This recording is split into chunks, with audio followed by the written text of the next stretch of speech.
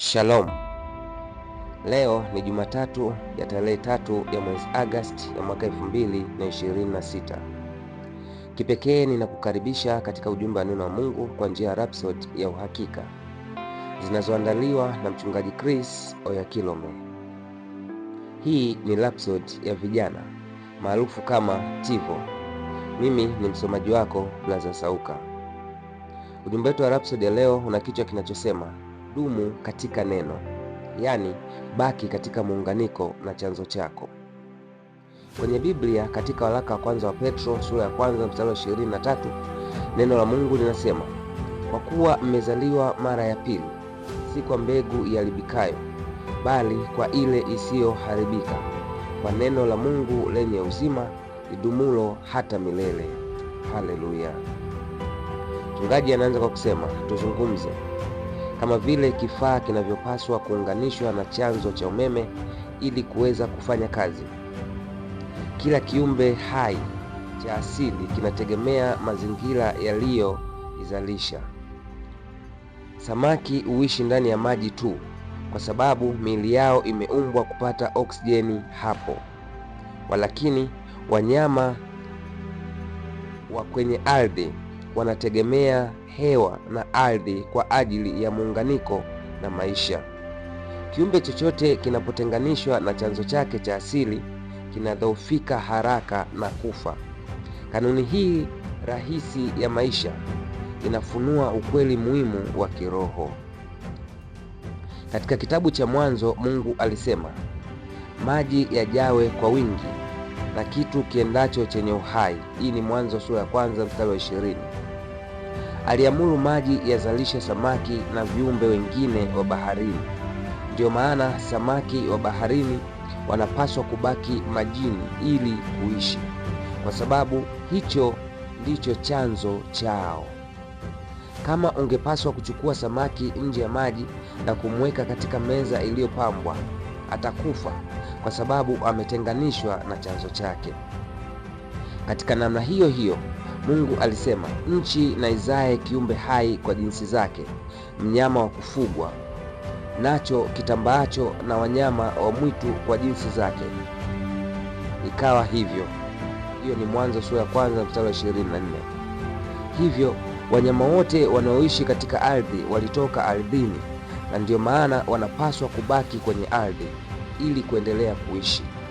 Hakuna mnyama wa ardhi anaweza kufanikiwa kudumu ndani ya maji kwa sababu ardhi ndiyo chanzo chake. Binadamu ni roho na roho yake inatoka kwa Mungu, japokuwa mwili wake unatoka ardhini.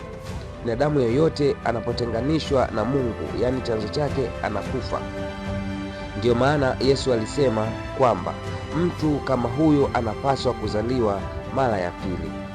Hii ni waraka wa kwanza, hii ni Yohana Mtakatifu sura ya 3 mstari wa 7. Mchungaji anahitimisha kwa kusema, kama umezaliwa mara ya pili, umezaliwa kwa neno la Mungu. Soma waraka wa kwanza wa Petro sura ya kwanza mstari wa 23. Hivyo basi, unapaswa kuendelea kuunganishwa na chanzo chako ambacho ni neno la Mungu, ambaye ni Mungu mwenyewe. Soma Yohana Mtakatifu sura ya kwanza mstari wa 1. Kuruka muda wako wa kusoma Biblia ni kama kuruhusu roho yako kubaki njaa au kuacha simu yako ikiwa na chaji 100%. Hutakuwa na nguvu ya kufanya kazi kikamilifu. Fanya maamuzi ya kuendelea kuunganishwa na neno la Mungu, ambayo ni kirutubisho unachohitaji kwa ajili ya maisha yenye afya, yenye usitawi, yenye mafanikio na ushindi. Usiende kwenye mitandao ya kijamii asubuhi. Soma neno la Mungu kila siku, litafakari na endelea kulitamka. Haleluya.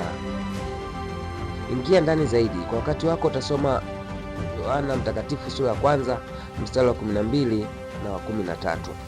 Sali nami sala hii. Sema, Baba mpendwa, neno lako ndiyo chanzo cha maisha yangu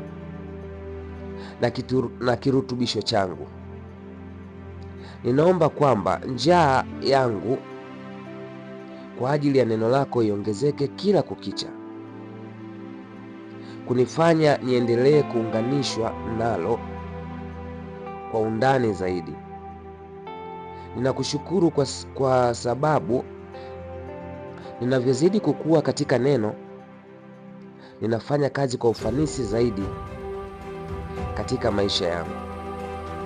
Katika jina la Yesu, amina. Ninaamini umebarikiwa na ujumbe huu. Kama bado hujamfanya Yesu Kristo kama Bwana na Mwokozi wa maisha yako, nikualike kwa kusema sala hii pamoja nami. Tamka sala hii kwa sauti. Sema: Bwana Mungu, naamini kwa moyo wangu wote katika Yesu Kristo, mwana wa Mungu aliye hai. Ninaamini alikufa kwa ajili yangu na Mungu alimfufua kutoka kwa wafu. Ninaamini yu hai leo. Ninakiri kwa kinywa changu ya kwamba Yesu Kristo ndiye Bwana wa maisha yangu kuanzia leo.